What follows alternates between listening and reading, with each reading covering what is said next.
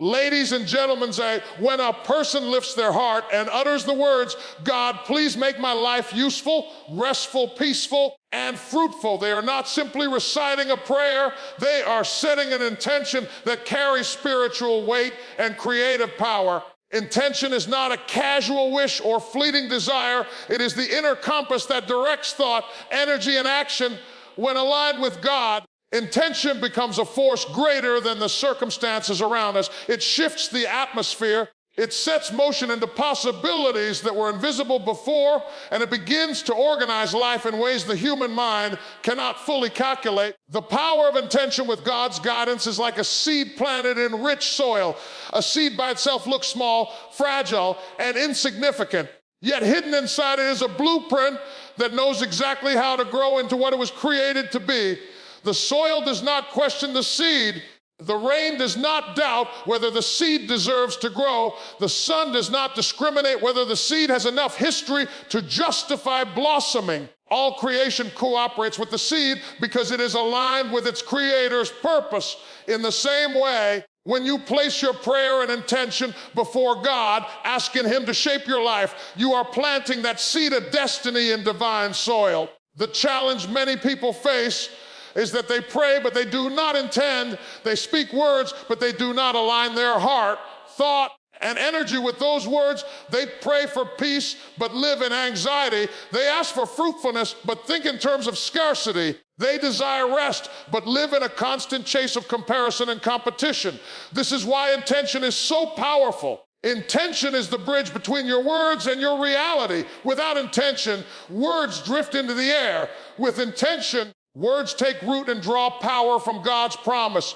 Imagine standing at the edge of a field with two baskets of seeds in your hand. One basket holds seeds of fear, doubt, and negativity. The other holds seeds of faith, hope, and alignment with God. The field does not choose what grows. It will simply give back to you whatever you plant.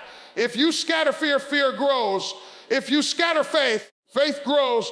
That is the law of creation. Now, when you bring God into your intention, you are no longer scattering randomly. You are planting with divine precision. You are guided to sow in places that yield multiplication. You are led to release what no longer serves your future. You begin to sense what to focus on, what to let go of, and where to direct your energy. When you pray, God, please make my life useful, you are not just asking for a personal blessing. You are asking to be positioned as a vessel for others. Usefulness is the highest form of purpose because it connects your existence to something beyond yourself. When God guides your intention, He aligns your usefulness with His design. Opportunities will show up where you can serve, not because they make you comfortable, but because they make you impactful. You might find that someone in despair needs your encouragement, or a door opens where your talent meets a greater demand. These are not coincidences. They are alignments born from intention under God's direction. Restfulness, when set as an intention, is not the absence of effort, but the presence of inner order. Many people strive endlessly, believe in more effort equals more success, but without God's guidance, their effort becomes scattered and exhausting. Restful intention creates balance. It whispers to your spirit that you can move forward without burning out, that you can achieve without losing your soul, and that your worth is not tied to endless motion. God's guidance in this intention will steer you away from chaos and toward clarity. You will notice that certain things that once drained you will no longer demand your attention. You will feel permission to say no where once you said yes out of fear. Rest becomes a shield, not a weakness. Peace is perhaps one of the most misunderstood treasures. People think peace is what happens when there is no conflict, but peace is what happens when conflict no longer controls your spirit. Setting in an intention for peace with God's guidance creates a stability that nothing external can overthrow. The world can shake, voices can rise, storms can rage, but your inner sanctuary remains calm. When you walk in peace, you are not distracted by every noise or provoked by every opposition. You act from clarity, not reaction. That peace allows you to make decisions that shape your destiny with wisdom instead of impulse. Fruitfulness is the natural outcome of a life lived in alignment with God's intention. When your prayer becomes your posture, Fruit begins to appear in your relationships, your work, your health, and your spirit. Fruitfulness is not about accumulation.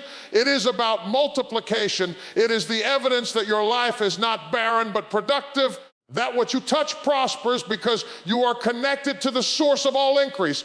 And this fruit is not for you alone. It nourishes others, inspires others, and continues to multiply long after you have planted it. The union of intention and divine guidance reshapes the way you see yourself and the world around you. You begin to understand that life is not random, it is responsive.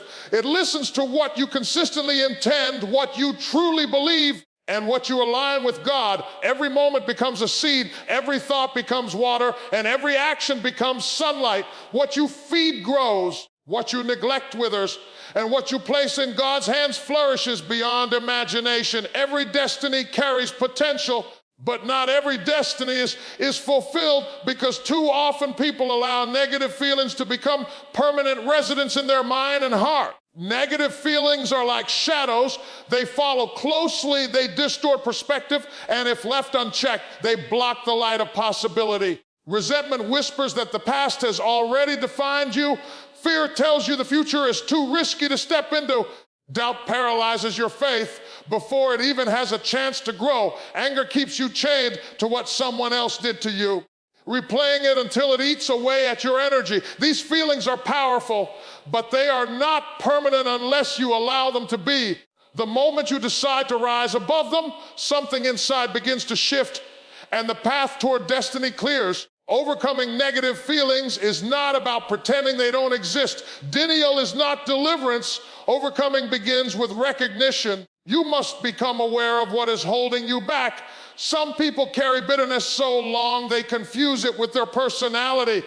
Others rehearse insecurity until it sounds like truth. The first step to freedom is honesty. You cannot heal what you refuse to acknowledge. When you shine light on a negative feeling, you take away its power to hide in the dark corners of your mind. Once you recognize these feelings, the next step is understanding that they are not masters, they are signals. Fear signals that you are about to grow. Doubt signals that faith is required. Anger signals that something within you needs resolution. These feelings are not designed to control you. They are indicators calling for a higher response. When you shift perspective, what once held you hostage becomes a very trigger that leads you into transformation. Think of a person carrying a heavy bag filled with stones. Each stone represents a negative feeling. One stone of resentment, one of envy, one of insecurity, one of shame. With every step, the weight increases. The journey toward destiny feels impossible, not because the path is blocked, but because the load is unbearable. The truth is the bag is self-carried. You can decide to put it down. Overcoming negative feelings is the process of unpacking one stone at a time, laying it at God's feet, and choosing to walk lighter. Every stone removed increases speed, vision, and strength for the journey ahead. When you overcome resentment, you free yourself from living in yesterday. Resentment is the belief that replaying an injury will somehow balance the scales. But the reality is, it keeps you tethered to the very pain you want to escape. Forgiveness is the release valve. Forgiveness does not mean you approve of what happened. It means you refuse to let it poison your future. When you forgive, you cut the cord that ties you to that event, and suddenly your destiny is not defined by injury, but by healing. Overcoming fear is equally vital. Fear is the imagination turned against you. It paints vivid pictures of failure, rejection, and loss, convincing you that stepping forward is too dangerous. But when you bring faith into the equation, fear loses its authority. Faith does not remove risk. It gives you courage to step through it. Every breakthrough you seek is on the other side of fear. The moment you act in spite of fear, your destiny expands, and the chains that once felt unbreakable fall to the ground. Doubt is a quieter enemy, but often more destructive. It whispers in subtle tones, making you question your worth, your calling, your ability. Doubt delays action, and delayed action is stolen opportunity. To overcome doubt, you must anchor yourself in truth. Remind yourself daily that you are created with intention, designed with purpose, and equipped with the capacity to succeed. When God places a vision in your heart, Doubt has no legitimate evidence. The moment you replace doubt with trust, the path ahead becomes clear and destiny starts to manifest. Anger is another trap. It feels empowering at first. It fuels energy. It gives a sense of control. But anger burns quickly and leaves ashes behind. Living in anger consumes energy meant for building, creating, and loving. Overcoming anger means channeling that fire into productive direction. Instead of burning bridges, you use that energy to build them. Instead of exploding in destruction, you harness that power to pursue justice, healing, and growth. Destiny is never reached through rage. It is reached through resilience. Negative feelings also attract more negativity. A mind steeped in bitterness begins to see betrayal everywhere. A heart filled with fear interprets every opportunity as a threat. A spirit trapped in shame expects rejection in every relationship. The law of focus is simple: what you dwell on expands. Overcoming negativity is not only about removing the weight, but also about shifting focus. When you intentionally focus on gratitude, hope, and possibility, the energy of your life changes. You begin to attract the people, opportunities, and ideas that align with your destiny. Your destiny is not a straight path. It is shaped by choices, habits, and attitudes. Every time you overcome a negative feeling, you take back authority over your life. You stop being a victim of emotions and start becoming the architect of your future.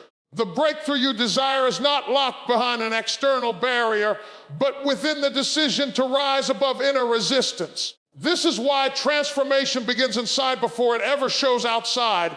A renewed heart leads to a renewed destiny. A disciplined mind leads to a focused journey. A healed spirit leads to a fruitful life. Rest and peace are often misunderstood in a world that glorifies constant motion, endless striving, and relentless competition. Many people think that if they slow down, if they rest, or if they cultivate peace, they will fall behind, miss opportunities, or lose relevance. Yet the truth is the opposite. Rest is not idleness, and peace is not weakness. They are the foundations of clarity, renewal, and divine alignment. When your life is consumed with restlessness, you burn energy without direction, like a wheel spinning in place. But when you learn to anchor yourself in rest and cultivate peace, your actions gain precision, your words carry weight, and your presence brings stability. A restful spirit is one that understands the difference between striving in self-effort and moving in divine flow. Striving often comes from fear, the fear of not being enough, the fear of missing out, the fear of losing ground. But rest comes from trust. Trust that God is ordering your steps. Trust that you don't have to force every outcome. Trust that you are not competing with the timeline of others, but are walking in the rhythm designed for you. Rest is not about doing nothing. It is about doing what matters without the weight of anxiety attached to it. Peace is a companion of rest. Peace is not simply the absence of noise or conflict. It is the ability to remain steady even when noise and conflict surround you. Imagine standing in the middle of a storm with rain pounding and winds howling, yet inside your spirit there is stillness. That is true peace. It does not come from circumstances. It comes from alignment. Peace is a decision. It is the discipline of not allowing external chaos to dictate internal condition. It is the realization that while you cannot control everything around you, you can control what lives within you. When you lack rest and peace, your decisions become reactionary. You respond to life out of exhaustion instead of wisdom. You chase every opportunity out of desperation instead of discernment. You say yes to things that deplete you because you don't have the strength to say no. But when you are anchored in rest and peace, you choose differently. You have clarity to know what deserves your energy, what requires your presence, and what you can release. Rest and peace make you more effective, not less. Consider the soil of a garden. If the soil is constantly disturbed, constantly turned over, never allowed to settle, seeds cannot take root. Growth requires stability. The same is true of your life. If your heart and mind are always in turmoil, your dreams cannot take root, your purpose cannot grow, and your fruit cannot multiply. Rest and peace create the inner soil where ideas flourish. Faith deepens and vision expands. The stillness within becomes the birthplace of divine inspiration. Rest also renews strength. A weary mind cannot think clearly, a tired body cannot perform fully, and a restless soul cannot hear God's direction. Rest resets the system. It recharges creativity, restores perspective, and allows you to step back into life with renewed energy. Without rest, small problems feel overwhelming. With rest, even large challenges become manageable. The energy you gain from rest is not just physical, it is spiritual. It is the quiet reminder that you are sustained not by endless striving, but by divine provision. Peace guards your heart. Negative words, hostile environments, and uncertain situations all try to steal your calm. But peace acts like armor. When you choose peace, you don't internalize every attack. You don't allow gossip, criticism, or setbacks to define you. Peace keeps you steady when everything else shakes. It allows you to rise above offense, to walk away from unnecessary battles, and to focus on the destiny ahead instead of the distractions around you. Many people think that to achieve greatness, they must live restless lives, always busy, always on edge. But the greatest strength is not in constant motion. It is in controlled direction. A river that flows wildly in every direction floods and destroys. But a river that is channeled with calm force turns turbines, generates power, and sustains cities. Your life is the same. When peace channels your energy and rest renews your strength, you become powerful, focused, and unstoppable. Rest and peace are also connected to faith. To rest is to believe that you don't have to do it all in your own power. To walk in peace is to trust that no matter what storms come, you are protected, provided for, and guided. Faith manifests in the ability to remain calm when others panic. Faith shows itself in the decision to pause when others rush. Faith is visible when you can smile in uncertainty, knowing God holds the future. The absence of rest and peace often reveals a deeper lack of trust. People chase endlessly because they do not trust timing. They worry constantly because they do not trust provision. They fight every battle because they do not trust justice. But when you truly trust, you can rest. When you truly trust, you can remain in peace. This is not passivity. It is power under control. It is confidence that you are not alone in your journey and that you do not need to exhaust yourself to achieve what has already been written for you.